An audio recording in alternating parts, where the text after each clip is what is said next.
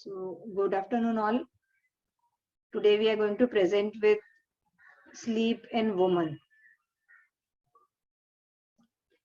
So, it is high prevalence of insomnia and restless leg syndrome, as well as dissatisfaction of sleep is seen in the woman.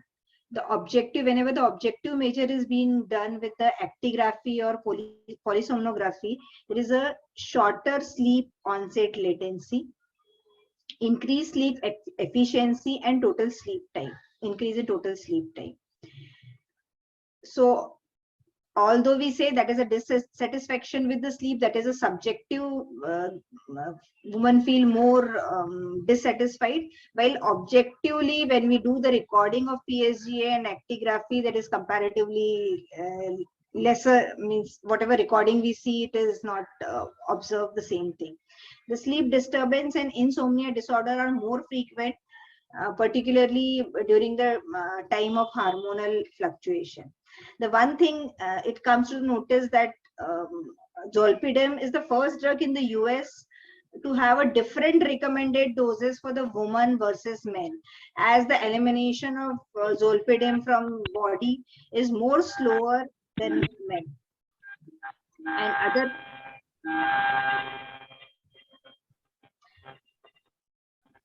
other thing we have seen that in women, if the same dose is being given, the next day effect of sedation, hypnotics is comparatively. The women with premenstrual syndrome and premenstrual dysphoric disorder more insomnia, frequent awakening,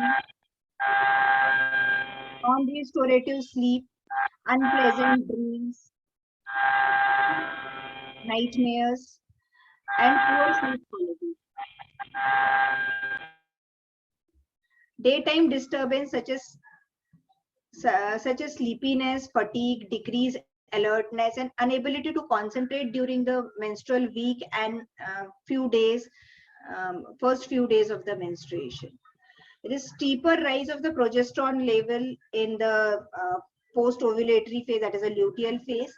And what is being seen when the progesterone level is being increased, the PSG shows wake after sleep onset is increased, as well as fragmented sleep fragmentation is also been increased because of the wake after the sleep onset is increased. So fragmentation also increases in where the progesterone level is comparatively more.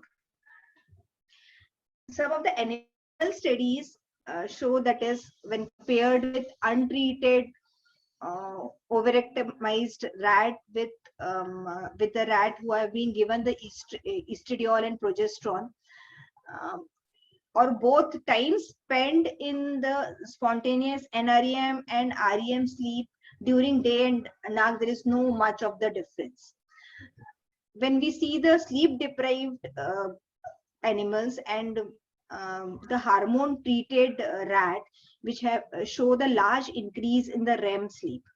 When the hormone treatment is given in the sleep deprived animals, that is rats, the REM sleep is comparatively increased, but there is very less change in the NREM sleep.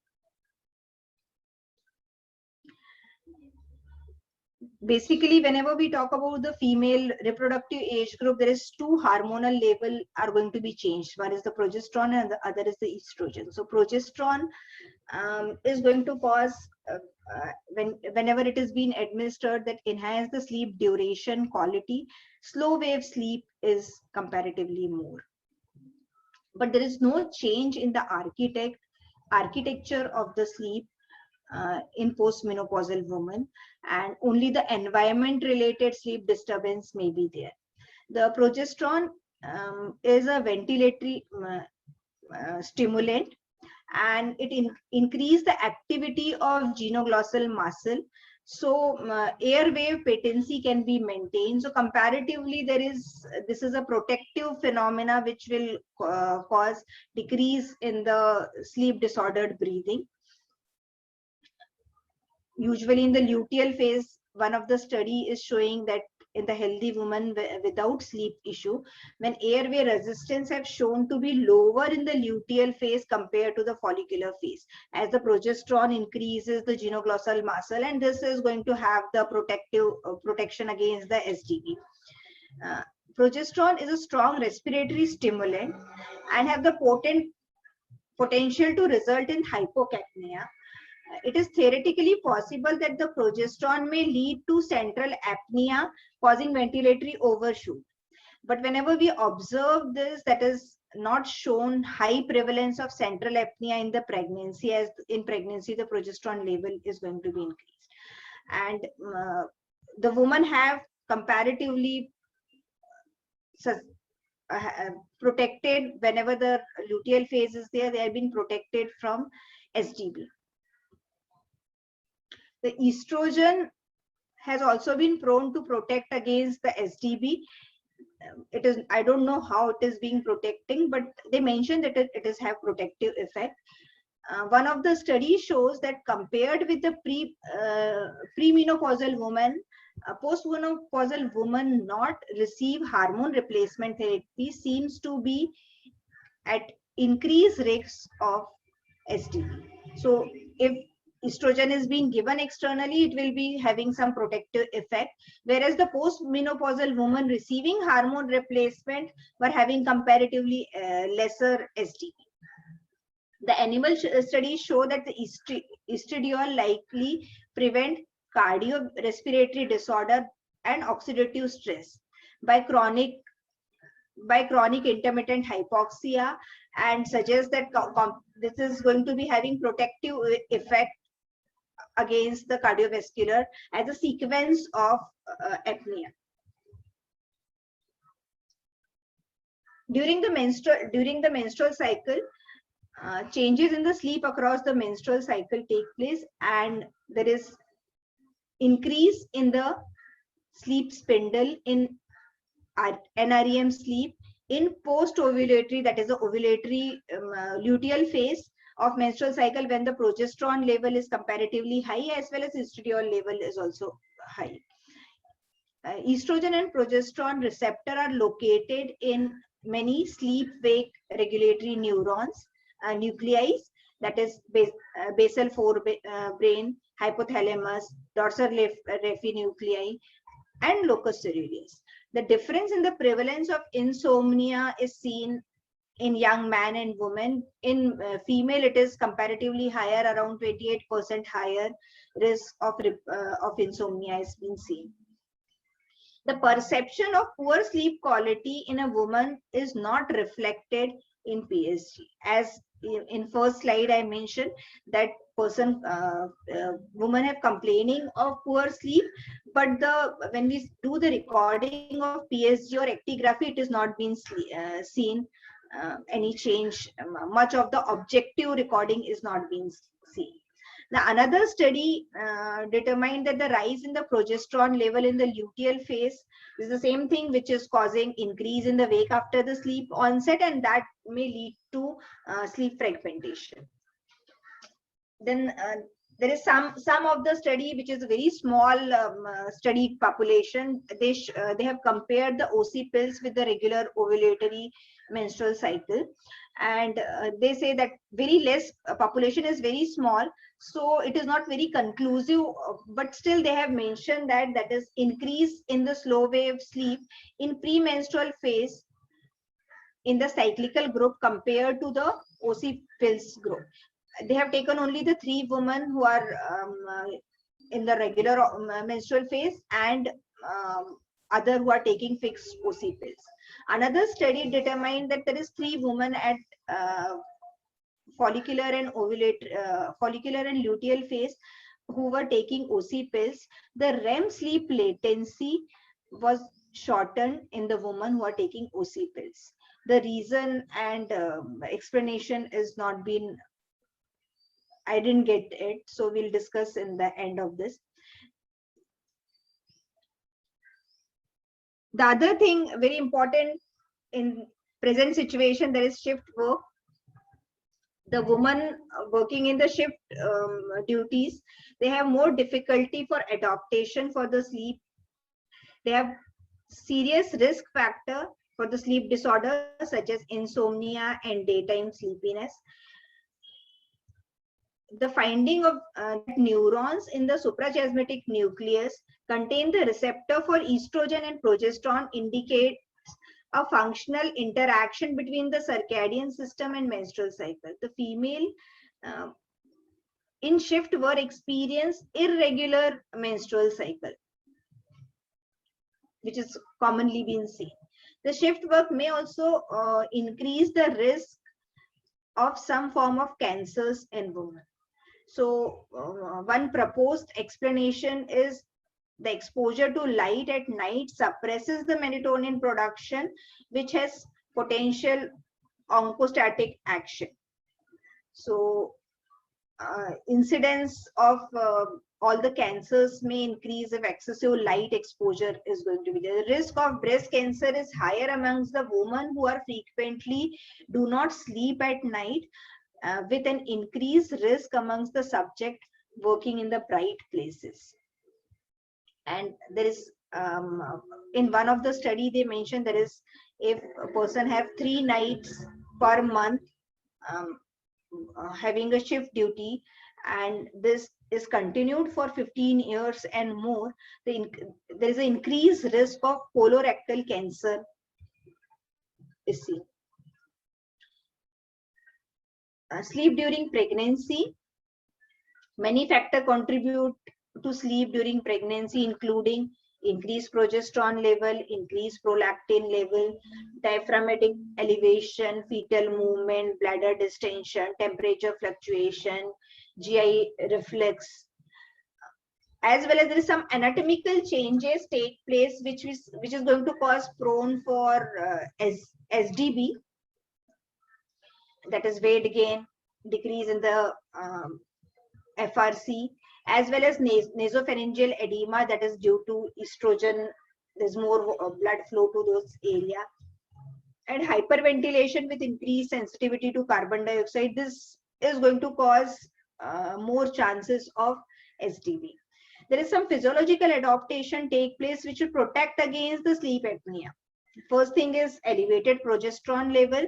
Just initial phase we mentioned that progesterone will cause increase in the pharyngeal muscle tone, so air resistance is going to be decreased, comparatively not decrease that much, and there is a decrease in the REM sleep because of the progesterone level, and that decrease in the REM sleep will also have the protective phenomena for the sleep apnea. There is a in different trimester, the sleep duration has been changed. In first trimester, this woman is sleeping comparatively long, as well as daytime sleepiness is being increased. And when we see the objective PSG recording, there is increase in the wake after sleep onset, as well as decrease in the quality of the sleep is being seen. In second trimester, daytime sleepiness is comparatively improved. Third trimester, there is increased sleep disturbance and more daytime napping is there. Daytime alertness is being diminished, more disturbed and dreams have been seen, and in third trimester insomnia also increases. The decreased sleep efficiency, increased wake after sleep onset, increased total sleep time, and increase in N1 stage 1 and stage 2 sleep. That means it is comparatively lighter sleep, and decrease in REM sleep is seen in the PSG recording. The poor and insufficient sleep during pregnancy is also associated with increased circulating level of inflammatory marker involved in the poor health. Then sleep disordered breathing in pregnancy. Increase in pregnancy, sleep disorder breathing is going to be increased, and if there is a pre-existing sleep disorder breathing, that is also exacerbated. Because of the sleep disorder breathing, there is chances of increased blood pressure during pregnancy, and women with preeclampsia have upper airway narrowing in sitting upright as well as in supine position. And this is going to become a vicious cycle, that there is an increase in the upper airway resistance, and that will cause more increase in the blood pressure. So this will become a vicious cycle. Higher likelihood of gestational hypertension, gestational diabetes, and unplanned cesarean sections are being seen with pregnancy with sleep disorder breathing. The treatment are going to be the same as what we do for the other, that is CPAP, as well as if it is a milder type, oral appliance or positional changes as to lie down in the lateral position is going to be helpful. The restless leg syndrome is 3 to 4 times more prevalent in pregnancy. 15 to 25% of pregnant women in Western country get affected with restless leg syndrome. A peak in the number in third trimester, and it is maximum in third trimester and resolve after 1 month after the delivery. And pre-existing RLS have greater severity during pregnancy. Pathophysiology, there may be iron deficiency or folate deficiency.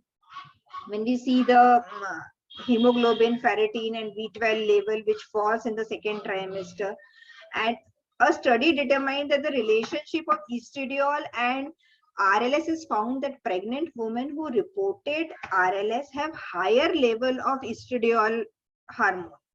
So there may be some relation between the estradiol and RLS.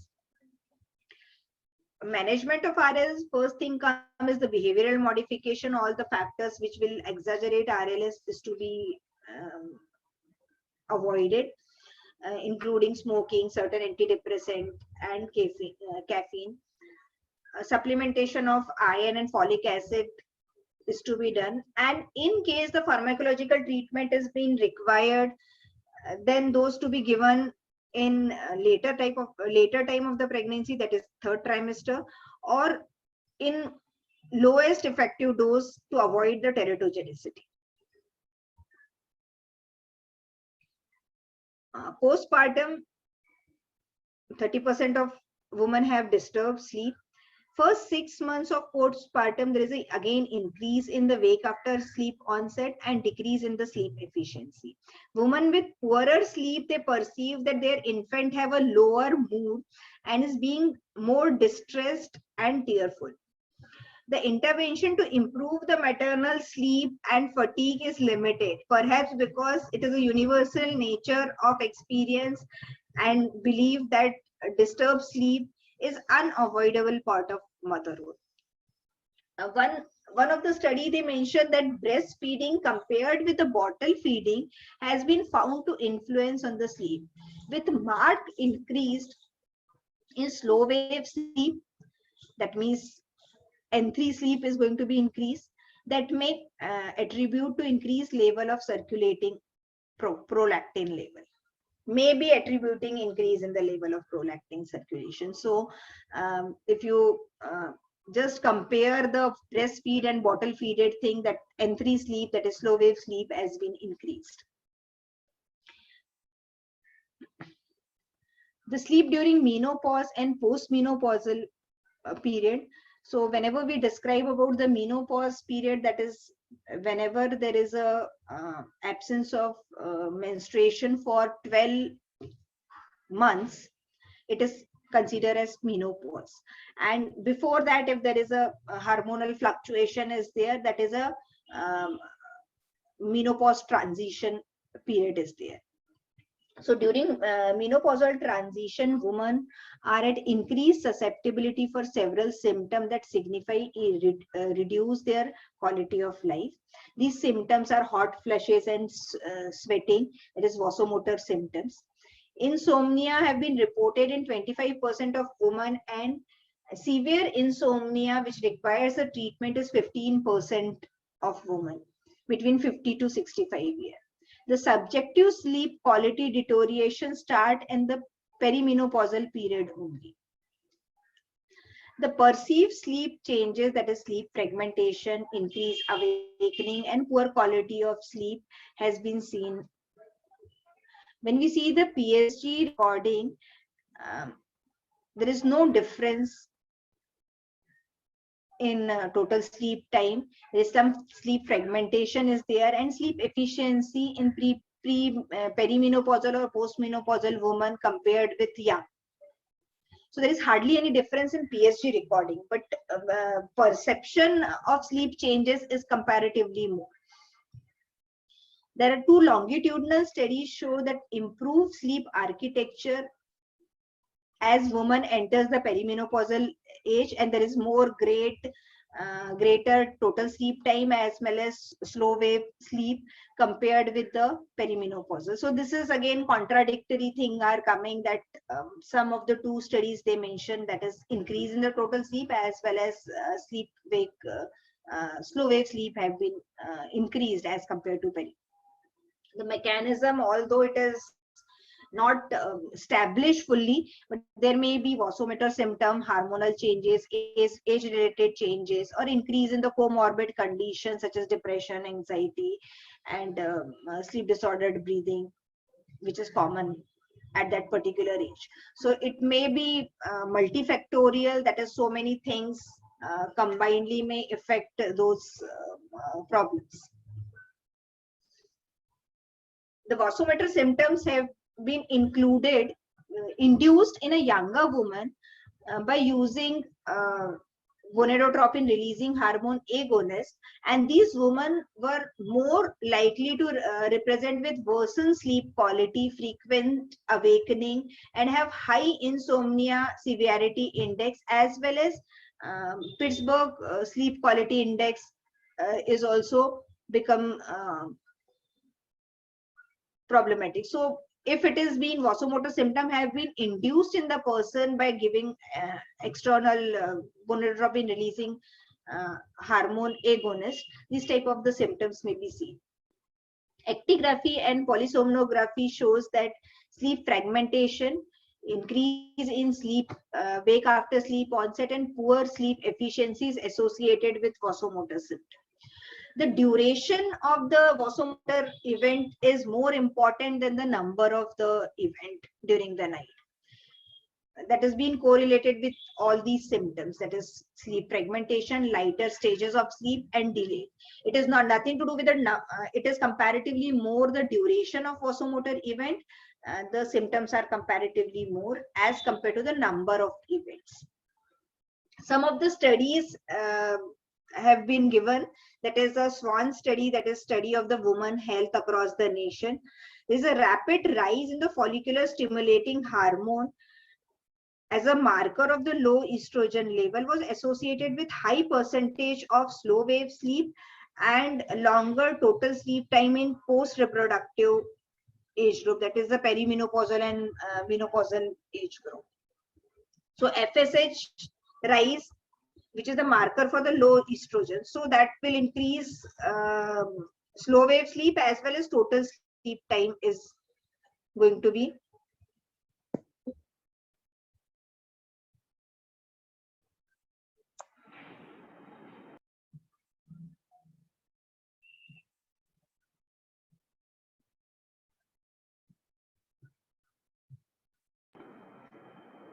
in contrast. Another study found that high follicular stimulating hormone level were associated with increase. First, they are saying ki increase in the total sleep time and slow wave percentage is increased. In the other study, they are saying that is the wake after the sleep onset is being increased. So fragmentation of the sleep is also going to be increased with increase in the wake after the sleep onset. Some have proposed that there is an increase in the slow wave sleep may be observed as a compensatory response to the sleep fragmentation and poor sleep associated with the menopause. So slow wave sleep is increased, wake after the sleep onset is increased. So the quality of sleep should not get affected, but although the perception is comparatively seen that is decrease in the quality of the sleep. The another study, that is selective estrogen menopause and response to therapy study, that is SMART study, hormone improved subjective sleep quality by improving mild vasomotor symptoms. In women with high intense vasomotor symptoms, the hormone therapy improve only the subjective quality, independent of any effect on the vasomotor symptoms. At normal sleep onset, the peripheral vasodilatation with heat loss through the skin result in the reduced activity of non-adrenergic vasoconstrictor 2. A drop in core body temperature accomplished rapid onset of sleep and is strongly associated with the melatonin secretion. In post-menopausal women, however, this drop in core body temperature is being blunted, as well as there is a early morning cortisol level also. The post-menopausal women are also more likely to have a phase advance, that is by 1 hour, advanced phase type of sleep is going to be there. The nocturnal melatonin secretion generally decrease with age and menopause state. This observation have led to speculation that the melatonin may play important role in menopausal transition, but it is not yet, nothing has been proved anything. This is a proposed speculation is there. Indeed, the gonadotropin releasing hormone, luteinizing hormone and ovarian axis is influenced by diurnal neuronal stimulus. Thus, age-related disturbance of the normal circadian function may lead to menstrual irregularity, even amenorrhea also. It has also been speculated that melatonin decrease may disinhibit the hypothalamic pulsatile generation of GnRH, irregular release of GnRH and luteinizing hormone, which is going to cause the hot flushes. However, the supplementation of melatonin have not been shown to relieve any hot flushes. So this is only the speculation is there. Whenever the exogenous melatonin in postmenopausal women is being given, it will improve the mood as well as perceived sleep symptoms and sleep quality also. So therefore, whenever we study about the circadian rhythm disorder and all, we mention the elderly person, it should be preferred to give the melatonin, which is going to be helpful. Thank you.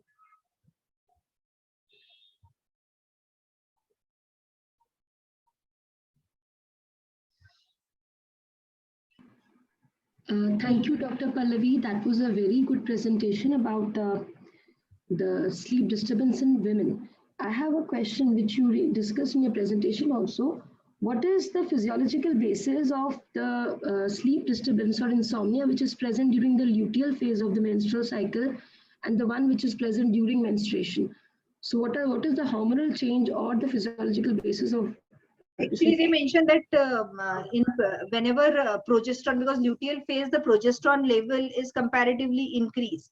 So they are mentioning that whenever there is an increase in progesterone level, that some studies shows that wake after the sleep onset is comparatively more. So that may be the reason. Okay. Dr. Pallavi, there is one question regarding what are the presently available interventions for management of postpartum insomnia.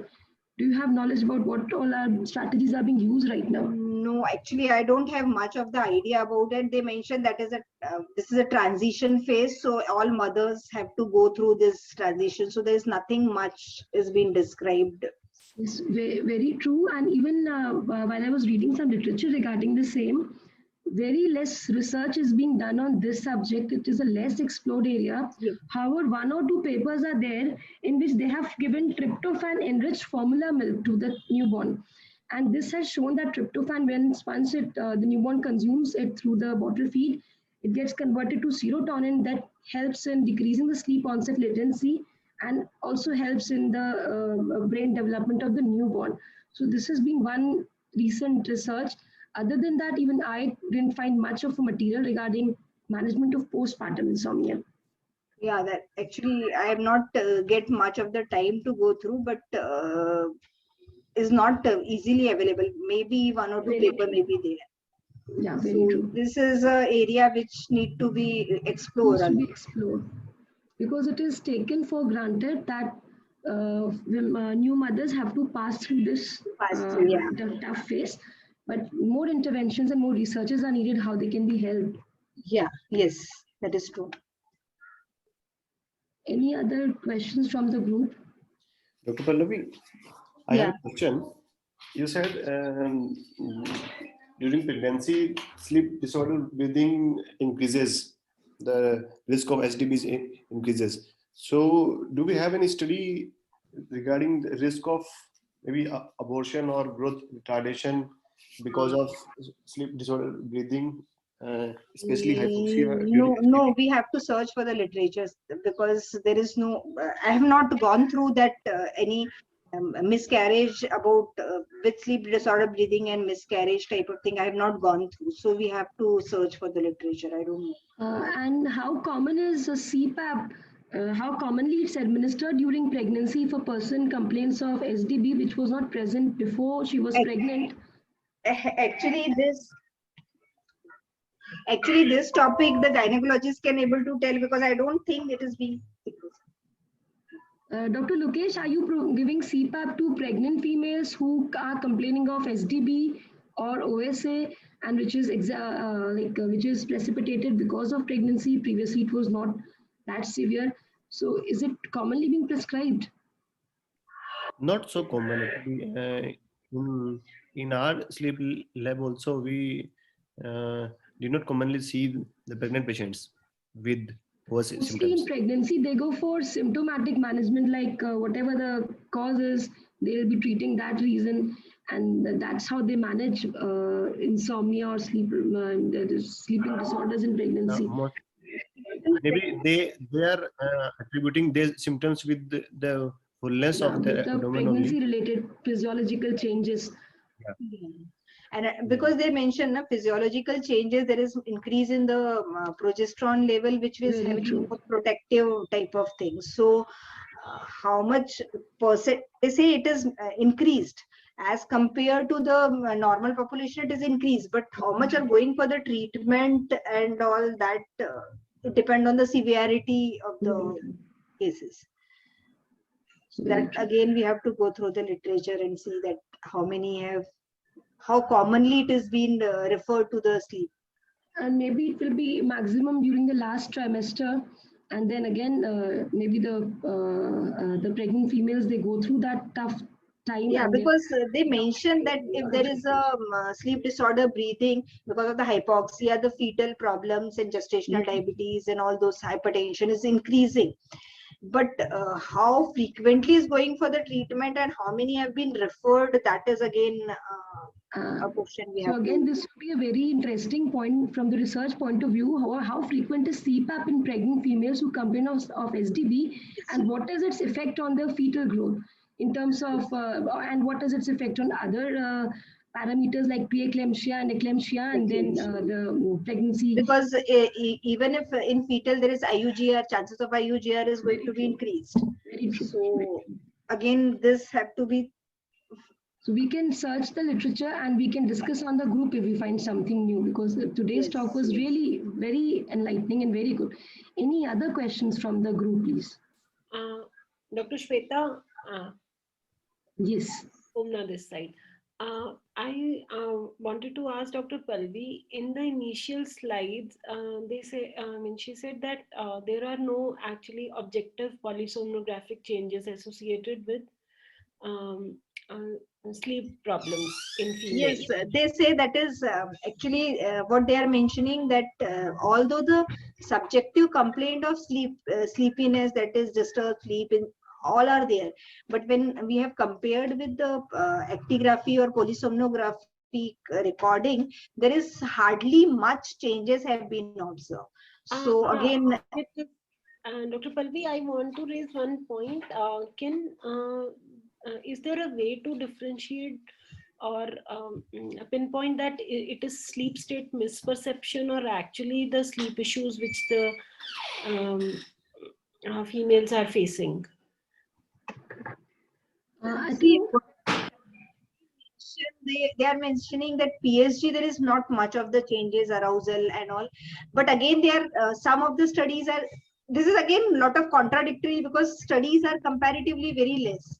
So we cannot come to a very particular conclusion that this is exactly there. Some studies say that the wake after the sleep onset is increased, the sleep latency is being comparatively less. Others say that is slow wave sleep has been increased. So when we compared with the male and female of the same age group, we have seen that slow wave sleep is comparatively more in female as compared to there's less decrease in the slow wave sleep with age in female as compared to the male. So there we need to see for the literature that how many studies have been done, and because so many contradictory things have been given in different studies. So again, we have to search for the literature and find out those Yeah, things. and one more thing, until and unless we do an objective study in terms of polysomnography, it will be very difficult to say whether it is sleep state misinterpretation or is it true Yeah. insomnia or some kind of sleep related disturbance. So for that, we really need to go for an objective study which can tell us what the stages of sleep and what the sleep architecture is like to differentiate between the two. Other than that, we have no other resource. Okay. Okay. Thank you. Any more questions from the group?